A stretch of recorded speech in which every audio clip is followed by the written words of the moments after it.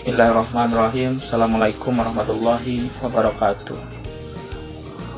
Bapak Ibu dosen pengampu yang saya hormati, teman-teman mahasiswa magister agribisnis dari Universitas Samawan sebuah besar yang sama-sama kami cintai. Pertama-tama tentu saya dalam hal ini akan menjelaskan 3 hal yang berkaitan dengan tugas kita pada mata kuliah sumber daya perikanan itu sendiri.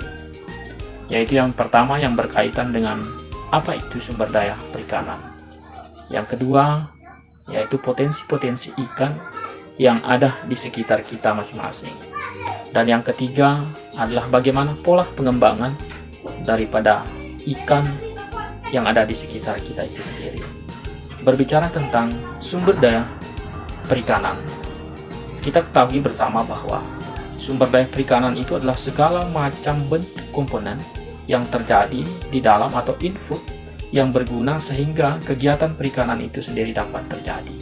Itu adalah sekelumit yang dimaksud dengan sumber daya perikanan itu sendiri. Berbicara tentang potensi-potensi ikan yang ada di wilayah kita atau di wilayah sekitar, kita ketahui bahwa di Sumbawa ini selain potensi ikan laut, maka juga dipengaruhi oleh potensi ikan air tawar. Dan saya kebetulan daerah tempat tinggal saya jauh dengan laut, maka saya akan berbicara tentang potensi sumber ikan. Sumber daya ikan itu adalah berbicara tentang potensi ikan air tawar.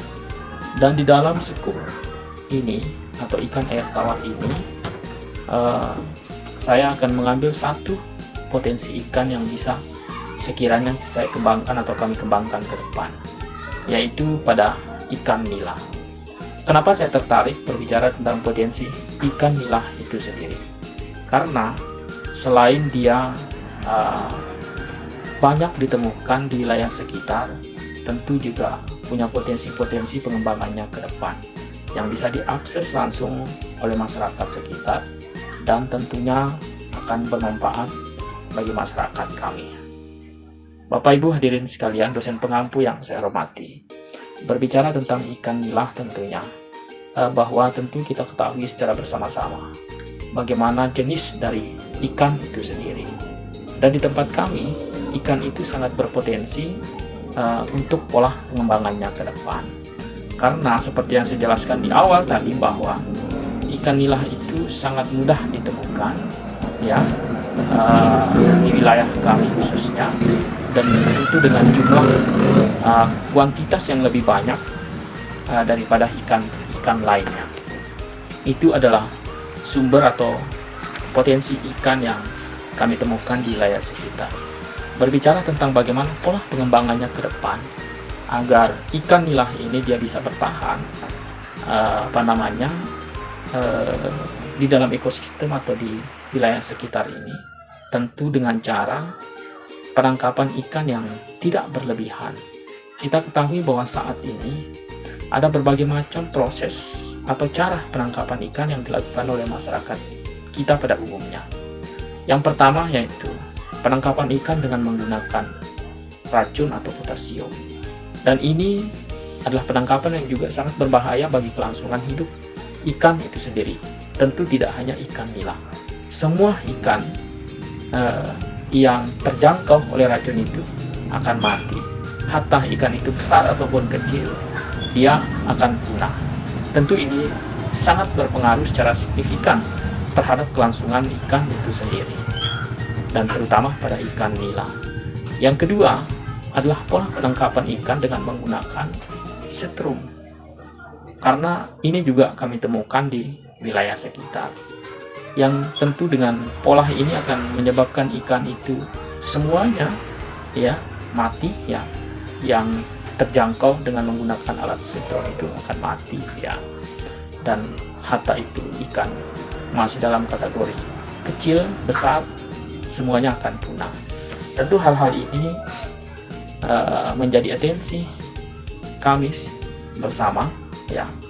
Yang tidak kalah penting adalah bagaimana kita memberi pemahaman kepada lingkungan sekitar tentang manfaat daripada ikan itu sendiri untuk kelangsungan hidup kita.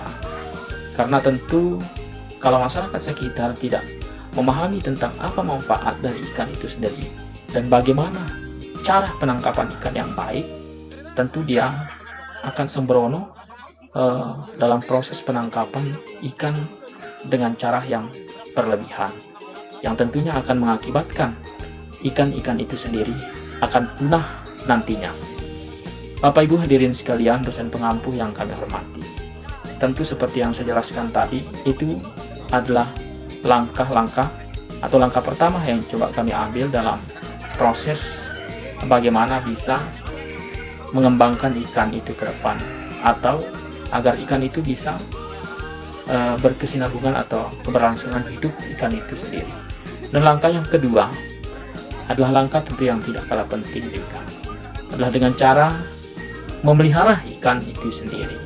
Misalnya seperti yang ada pada program kami, khususnya di Desa Subiang beberapa tahun yang lalu. Misalnya, kami pernah mengalami sendiri, yaitu dengan cara memelihara ikan itu sendiri di dalam kolam. Tentu ini juga akan berpengaruh secara signifikan untuk kelangsungan ekosistem atau kelangsungan hidup ikan itu ke depan. Karena ternyata pertumbuhan ikan nila itu sangat cepat, seperti yang kami lakukan beberapa tahun yang lalu. Kami membuat kolam, kami melakukan penyaringan, kami coba ambil bibit ikan nila yang disaring, kami taruh di kolam, ya. Kami buat sedemikian rupa bagusnya kolamnya, kami beri pakan, dan ternyata dalam waktu 5-6 bulan itu sudah bisa dipanen, dan tahun-tahun berikutnya ternyata ikan itu bertumbuh besar karena dia kawin, bertelur, sehingga bisa menghasilkan bibit-bibit ikan yang lebih banyak. Bapak Ibu hadirin sekalian, jadi itu adalah berbagai macam langkah tentang bagaimana pola pengembangan sumber daya ikan yang ada di sekitar kita untuk kelangsungan ikan itu sendiri. Tentu masukan, saran dari Bapak Ibu hadirin sekalian, terutama dosen pengampu, adalah harapan saya secara pribadi bagaimana agar bisa pembuatan tugas ke depan lebih baik tentu dari yang kali ini. Mungkin itu saja yang dapat saya sampaikan. Saya mohon maaf bila ada kekurangan. Billahi taufiq wal hidayah. Assalamualaikum warahmatullahi wabarakatuh.